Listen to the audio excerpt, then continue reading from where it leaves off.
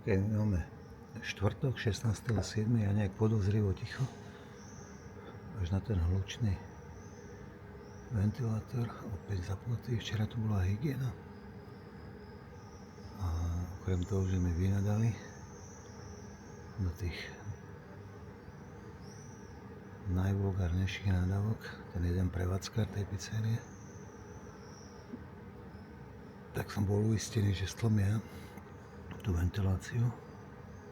To mi teda slúbili pred tými 3 ženami z hygieny.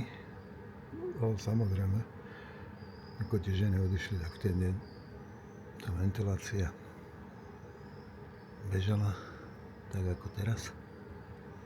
Len to podozrivo ticho, čiže ja sa obávam, že tak ako mi včera nepovedala hygiena, že tu idú na tú prevádzku, ale záhadne sa stretla s jedným tým prevádzkarom. A ja som úplne náhodou prišiel domov a vedel som ich debatovať pre tú pizzériu. Tak mám obavu, že ho informovali, že dneska alebo zajtra budú monitorovať oni meracími prístrojmi tú ulicu. A nechcem byť paranoidný, ale si myslím, že oni odstavili kuriérov.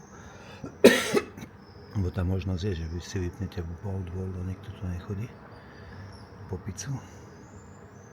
A celé večer je to takto ticho. A výsledky potom toho merania budú, aké budú. A aj následná správa, že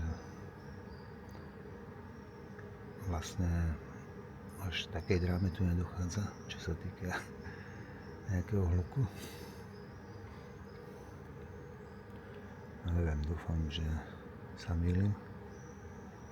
Ale jasne počuť tú ventiláciu až tu na druhé poschodie. Plus tú aromu, ten odor tej pečenej pice. A teraz nebudem chvíľu hovoriť, aby ste počuli tú ventiláciu.